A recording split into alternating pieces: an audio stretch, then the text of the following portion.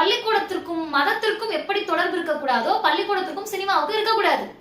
RSS agenda தான் catch them young.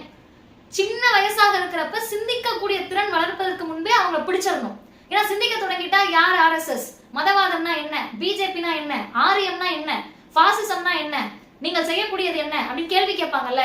சிந்திக்கும் திறன் வருவதற்கு முன்பே அவங்களுடைய மூளையை மழுங்கடிக்கணும்ன்றது RSS சித்தாந்தம். அதனுடைய ஒரு வெளிப்பாடு தான் சிந்திக்க விடாம தடுப்பதற்கு சினிமாக்களை கொண்டு போய் பள்ளிக்கூடத்துக்குள்ள சேர்க்கிறது. இதை யார் ஒருவராலும் ஏற்றுக்கொள்ள முடியாது. குறிப்பாக குழந்தைகளிடத்தில் இதை திணிப்பதை ஏற்றுக்கொள்ள முடியாது. ஏங்க நீங்க ஸ்கூலுக்கு வெளியே அந்த குழந்தை பாட்டு பாடுது, அதை என்ன பண்ணுவீங்க?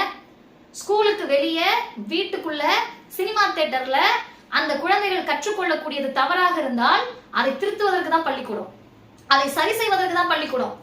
வெளிப்புற சூழலில் அந்த குழந்தை எதை கத்துக்கிட்டு வந்தாலும் உள்ள இருக்கக்கூடிய பள்ளிக்கூடம் கற்றலுக்கான இடமாக மாறி நல்ல ஆசிரியர்களால் அந்த குழந்தைகள் சீர்திருத்தப்பட வேண்டும், சரி செய்யப்பட வேண்டும். ஆனால் இத்தனையும் செய்ய பொறுப்பேற்றிருக்கக்கூடிய பள்ளிக்கூடங்களில் ஆசிரியர்களே இதற்கு துணை போனால் அந்த குழந்தைகளை யார் மீட்பது? ஒரு மனிதநேய கண்ணோட்டத்தோடு இதை யோசிங்க. தமிழ்நாட்டை சூழ வேண்டிய ஆபத்துகள் எல்லாம் மதம் என்ற போர்வையில் மட்டும் வராது, சினிமா என்ற போர்வையிலும் வரும். இதை கண்டிக்க வேண்டிய, இனிமேல் நடக்காமல் பார்த்து கொள்ள வேண்டிய கடமையும் பொறுப்பும் நம்மை போன்ற ஒவ்வொருத்தருக்கும் இருக்கிறது.